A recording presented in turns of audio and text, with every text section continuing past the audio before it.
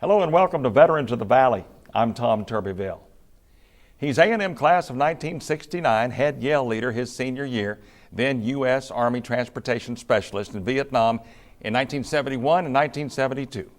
Bill Youngkin is a distinguished attorney in the Brazos Valley, but today he's here not just because of his service as a Viet Nam vet, but because he shares my passion for telling stories of the greatest generation.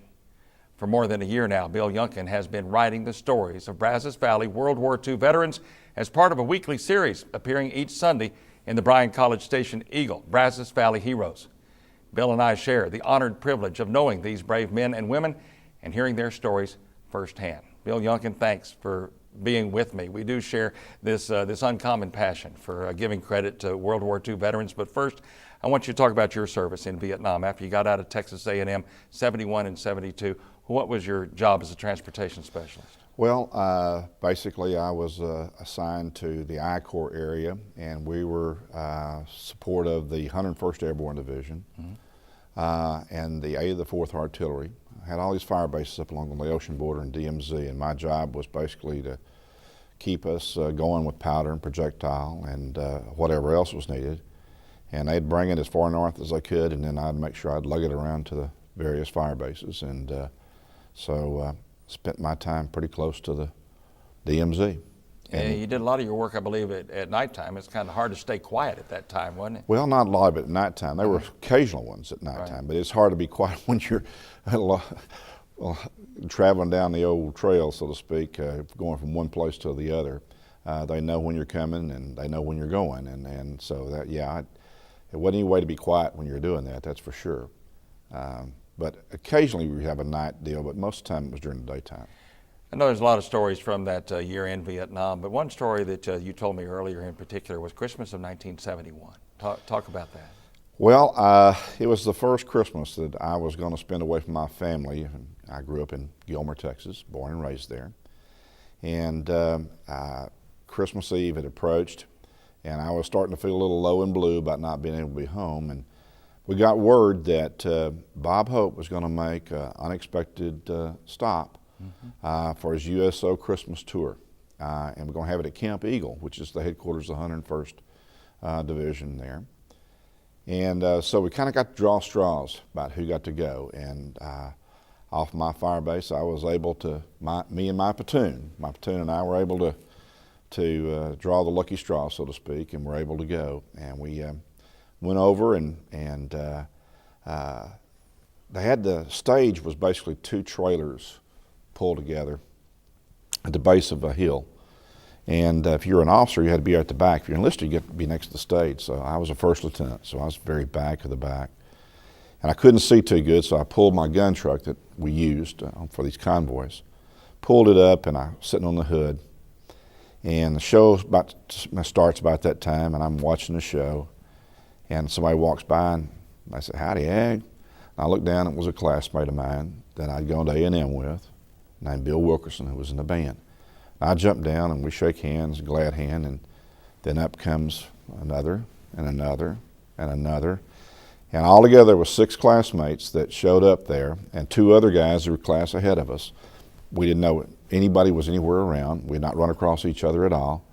And so we not only had shared some time together, we got to share it at Christmas time. So what started out to be one of what I thought was going to be one of my worst Christmases ended up being one of my best Christmas memories. And I think that's why service people thought so much of Mr. Hope. And his passing is a loss to the whole country, but particularly to those who served. He lived a wonderful long life. Do you remember much about the show? Oh, I do. Vida Blue was the athlete. Jill St. John was the female star. I fell in love with her then and remained in love with her since. It was just a wonderful thing. He brought home to you that Christmas day, and it was just special. It really was. It was one of the better days I've spent. Best day I spent in Vietnam, I'll tell you that for sure. Indeed. Let's wind it back. 1965, you came from Gilmer, Texas to the big school, Texas A&M. 1965 was a significant year for Texas A&M, your freshman year. Yes, it was. It was the first year that women were openly admitted on the campus. And it was the first year the Corps was not compulsory. I didn't tell you that, so I mean, you didn't know about that so much, but not like I would have known much anyhow coming out of Gilmer. But anyway, that was when I started. And when I started, A&M was pretty much the same place it had been since the 40s. They were about maybe 8,500 students total. But by the time I graduated, there was almost 13,000 students, so almost a 50% increase. So you were here when the boom started. I was here when the boom started, and I had the great privilege of having my president being Earl Rudder, and who was one of the greatest Aggies of all time, and one of the greatest leaders that this university's ever had or ever will have. Indeed. You and I were talking not long ago about things that we have in common. You and I were at the same football game in 1967, I believe, in Lubbock, Texas. I was a student at Texas Tech. You were a student at Texas A&M. That's right. In Lubbock. That was a very famous football game, I think. It was. It was one of the few trips I made to Lubbock that I truly enjoyed. When Ed Hargett scored the winning touchdown with no time left on the clock, it was a special day for us because we went on from there and won every game, and thereafter went to the Cotton Bowl and beat Alabama in the Cotton Bowl. It was truly a great year with a great team, and one will always be remembered. You and I were both in that stadium. You told a story about after the game that a young Aggie freshman was trying to get away with something, and you advised him not to. Well, we had some dates with some young ladies from Texas Tech, and we were going to go back and try to celebrate a little bit more. And we were walking to our vehicle, and of course we had the uniforms on, and here comes this freshman who had one of these Tech bells in his hand, and he was just booking. And there were about 40 guys in red shirts and black pants right behind him, and he sees us and he starts hollering "Old Army Fight," which was the signal to come help me if you're an Aggie.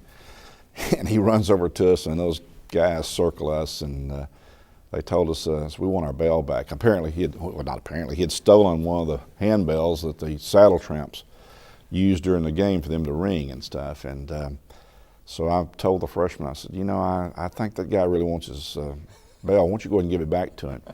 He said, sir, but you think it'd be a good bull if we took it back to A&M? And I said, yeah, but I think they really want that bell, so give it back to him. And I know he probably went back and told his fresh fish buddies what a terrible upperclassman I probably was, but because I didn't have the guts to try to bring that bell back. But I thought discretion was a little better decision that day. 1969, your senior year, you're elected head yell leader. That's a very a small club. Head yell leaders at Texas A&M. I know you're proud to be one of them. Well, it is a small club. There are, as far as yell leaders in period total, there's probably not more than 300 in the history of the university.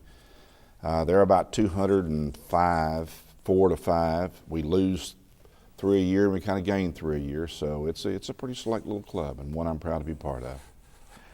Talk about what that year, what you remember most about your senior season. Oh, I remember the players on the team, such really wonderful folks. Ed Hargett, Billy Hobbs, Tommy Maxwell. It just goes on and on. Just really good athletes, but really good people. Guys that have gone on and made a difference in their lives since. And people I am very proud of to have been a classmate of and to have been part of the athletic program at A&M. Guys you have in contact with still today? Absolutely, still do. As a matter of fact, this last year when Billy Hobbs, who was a classmate All-American linebacker, passed away, went down to San Antonio with Ed Hargett, who was quarterback, to the funeral. And all the guys showed up, and I was just so proud to see them all, you know, that they showed up for Billy and stuff. It was heartwarming to see how close everybody's remained. Indeed. Got some photographs that you brought to share with us. I'd like to go to one of them right now. There's one that you're proud of. There's the young cadet Bill Youngkin, head yell leader. Talk about that picture. That was a Tuesday night practice in front of Henderson Hall. The football team is gathered up behind. That's what we used to do on Tuesday and Thursday nights for away games. We'd have yell practice, and we'd occasionally go over and have one in front of the athletic dorm. And so I'm telling a fable, I think, at that point in time, and I can tell by the grins on the players behind that it was apparently funny or something, because they're sure laughing. That's a great picture. The spirit back in 1969, it really hasn't changed very much from 69 to 2005, has it? You know, I will tell you that I was here during a change from all-male military to been around many years since and have 2 daughters that have gone here. It's changed, but it hasn't changed. The essentials, the specialness, the uniqueness of this place has remained. The kids have ensured that that's the case. And that's really where the responsibility for all that kind of lies with the kids. And they have continued to be good eggs, and I'm very proud of my university, but I'm really proud of what the kids have done to maintain it. Let's go to another picture of a young Bill Youngkin. Now, you say that picture was a little bit staged somewhat after you finished today. Yeah, when I graduated, I didn't have enough money to make that photograph, so this is about a week before I go to Vietnam, and my mom asked me to go have that picture done, and I did that. And the other one you're holding is one I'm going to move that one right into the shot right now. Go ahead and talk about this one. Is me as a young first lieutenant there in Vietnam. We were kind of all sitting around my hooch one night. It's a little place we all slept and stuff, and the guys that I live with, we'd kind of gather around visiting, and somebody took that snapshot of me, and most of my shots are on slides, so that's the only one I can really come up with today. Indeed, indeed. Great photographs, great photographs. One of the reasons that I invited you here today is to talk about the passion that you and I share for veterans, and especially veterans here in the Brazos Valley. You told me the other day that it started back in 1992 when you took a visit to Washington, D.C. Talk about that. Well, after I got back from Vietnam, Vietnam was such a time in our country that there were so many people that didn't appreciate what was going on and didn't appreciate what you'd done, and so I just, like a lot of us, I just went on with my life. I went on and got my law degree and started raising my family, starting my business, and I just did that. I didn't think about my military career in the past, and I had the privilege of going to Washington for a meeting one summer with the Former Student Association. And I went to the wall for the first time. Mm-hmm. And if you served during the Vietnam time period, or if you grew up during that time period, there are people on that wall that you know, and you know personally. And I went, and you really can't help but reach up and touch those names. And when I was leaving, I made myself a promise that from that point on, I wasn't going to forget the guys. Right. And I've held true to that since. And I've become a lot more active as far as being a veteran, being involved with veteran activities, things of this nature, and mainly because I'm really not going to forget those guys. I never will. Right. I know you said that 11 of your classmates from your class of '69, were lost in Vietnam, and I guess you said that's the second most of any class. Is that right? That's correct. And we have a memorial right here, just off the quadrangle, between the Sanders Corps Center and the quadrangle, and all the 11 names are there, and we have 11 crepe myrtle trees parked around the benches there. Mm-hmm. and I go by at least on Memorial Day and Veterans Day every year and visit with the guys, if not more often than that. And one of them, we were on R&R together, and we're coming back to Vietnam. He was a Special Forces guy, and I was talking about how much time we had left, and we'd be back to Kyle Field, and we'd see each other then. And he says, "Nah, Bill, I'm not gonna make it." And I said, "Oh, don't tell me that." And 2 weeks later, I got the word that he had been killed. Oh my goodness. And it was one of those tragedies. But when we dedicated that memorial, all the families came, and his brother, who was younger than us, came over, and I was talking to him about Steve's death and stuff. And he said, "I want somebody you want you to meet." And he brought over this good-looking, blonde-haired, blue-eyed young man, about 14 years old. He said, "I want you to meet my son, Steve," who was named after his brother. And he was just a spitting image. I mean, he said, his brother Mike said, "He's kind of eerie," and I said, yeah, he really is. So. Incredible story. And then, so let's fast forward, and you get involved when they first start talking about doing a Brazos Valley Veterans Memorial. You get involved with that on the board, and it's reality now, as people can see from the introduction to our show, of course, pictures of that beautiful memorial out in College Station. I'm so proud of that. I really am. It's just turned out better than I ever thought, and it's just a beautiful place. And if you've not been there, you need to go. If you have a family member's name's on the memorial, it needs to be there. It's just all there is to it.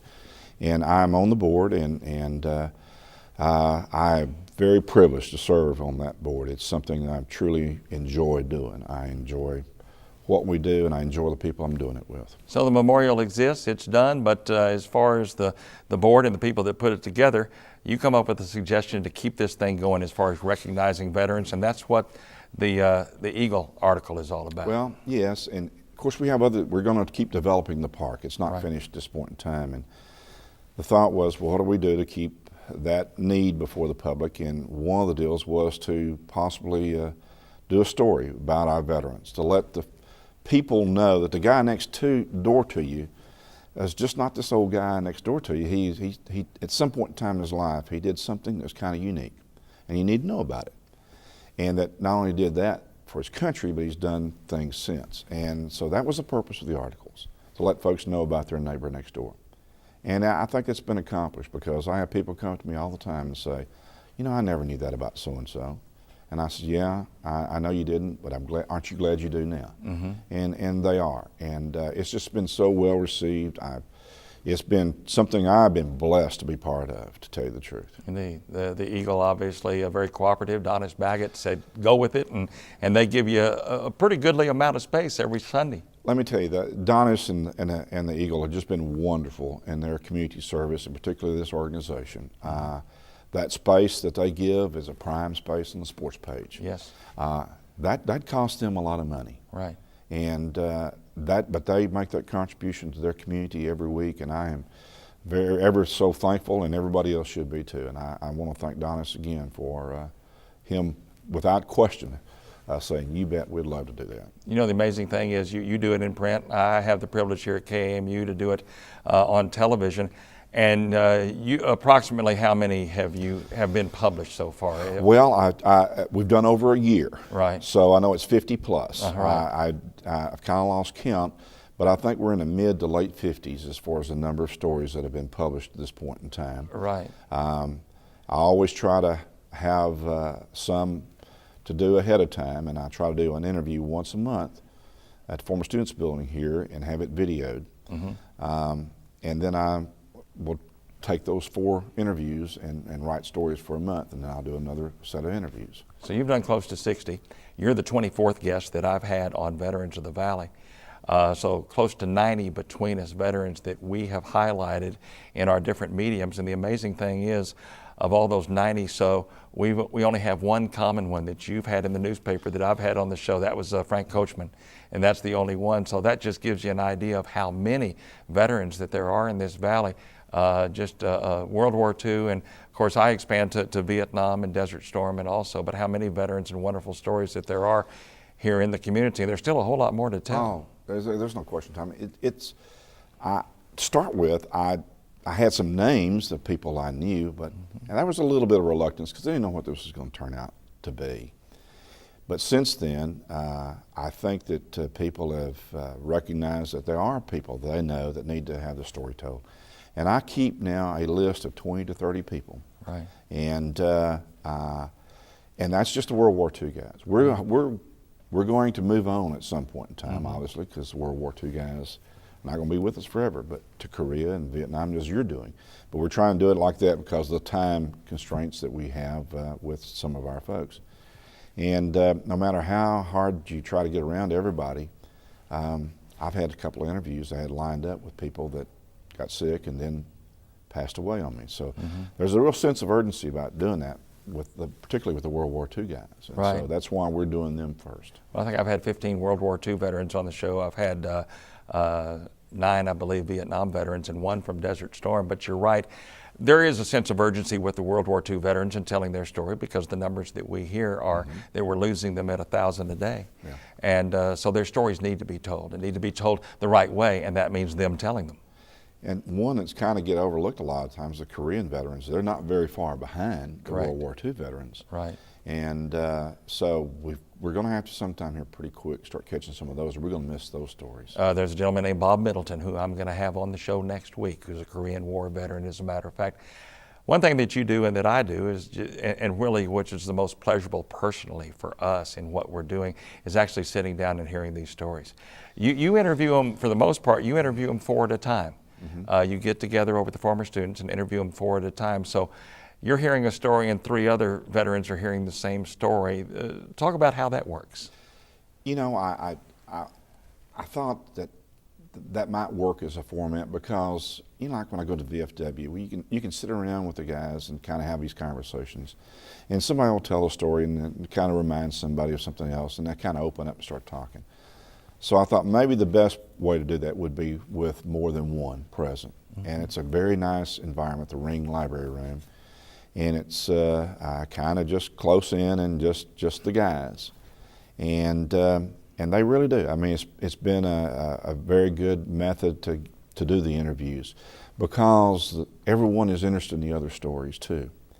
And when you get through, and it's usually about a 3-hour deal by the time you get through with the interviews, and you just shake your head and say, how blessed was I to be here today and to listen to and be part of these lives and those events. It's been such a gratifying experience for me, and I can't wait to do the next set of interviews.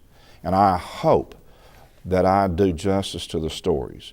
And I tell folks, all I do is repeat what they've told me. Right.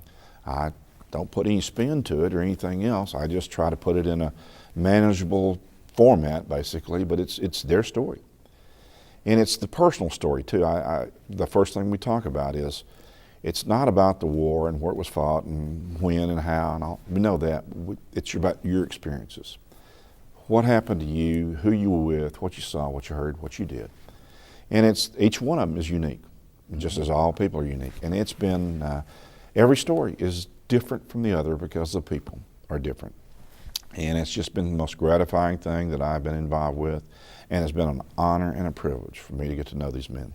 The product that you produce is that 2 columns in the newspaper. The product that I produce is this 30 minutes on television under the lights, and that unfortunately might not be the right word, but unfortunately the viewer or the reader, that's all they get to see. Wouldn't it be wonderful if the viewer or the reader could sit down with us in that 2 or that 3 hours that we talk to our subjects? What I do here on Veterans of the Valley, every person that is in that chair, I have gone to their home or to their place of business 2 days before and sat down with a tape recorder, so I don't have to take notes. I could just sit back and talk to them and hear their story. And I will have talked to them for anywhere from an hour to 3 hours. And somehow, if only you had more space, if only I had more time, because what we can't tell in that column or what we can't tell in this 30 minutes is just incredible. We try to hit the highlights, we try to hit the best of, but they're personal stories and stories that we just don't have time for, to have space for. That's really the incredible part. That's the main drawback I see, is I just can't tell everything that I've heard. Right. And I just try, as you say, hit some of the higher spots that are there. But and some of them, there have been 2 or 3 now that I couldn't put it in one article. I mean, I had to do 2 stories because their stories were so involved. And so I've had to do that on at least 3 occasions now. But for the most part, the toughest job is to limit the story to the space that you need to try to limit to. And thank goodness that Donis and them have increased the space and made the size of the print smaller and doing everything they can to try to accommodate me in that regard. And the Eagle deserves a lot of kudos for what they're doing. They're doing everything they can to put that article out there. Well, we have a lot of great media in this town. Of course, the Bryan College Station Eagle is one, and KAMU Television is Absolutely. another that gives us the time and the space to do that. I know it's hard to pick out a favorite. It's like picking out a favorite child. But some of the stories that really just had you sitting there just in awe. Can you think of 1 or 2? Oh, I can. I can think of several, to tell you the truth. We got 3 minutes. You know, some they're kind of lighthearted and entertaining, and some are just, I mean, they're straight to the heart, and they're kind of hard to move out of your mind sometimes, because they get very honest and upfront about some of those experiences and stuff. But there are 2 or 3 that are just stick out in my mind and always will. But every time I go to those interviews, every one of them is compelling. But some are just stick out in your mind, as you say, more than others.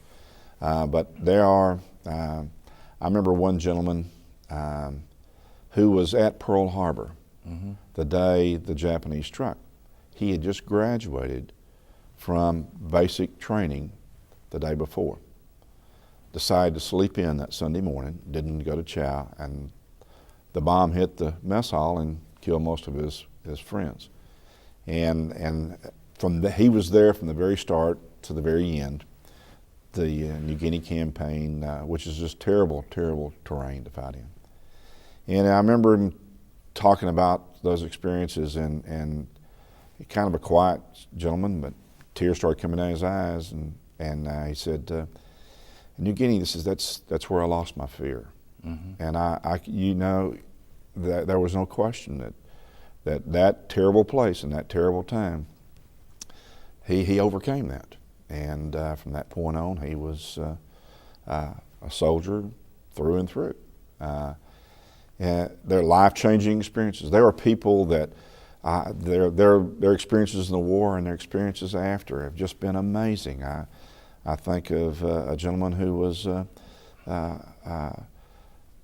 the Army Air Corps, and was from there from day one. All the missions, shot down 4 times, survived capture by the Germans, and then his life since has just been remarkable. And that's the other thing too, is so many of these people, they didn't just serve their country and stop. They came back and they served their community and their family and their country in such exemplary fashion since. You know, we talked about not having enough time and enough space. We don't have enough time for this. We're done. Bill Youngkin, thank you. Well, thank you, Tom. I appreciate it very much. Between us, Bill Youngkin and I have been able to share with you the story of now nearly 90 Brazos Valley vets. So far, we're not running out of stories. We only wish each week that we had more space. I only wish that I had more time. As long as there are stories to tell, we will tell them. We salute Bill Youngkin for his service in Vietnam and for continuing to tell the story of those veterans who served before him. Thank you to our underwriter, First National Bank. I'm Tom Turbiville. Join us next time on Veterans of the Valley.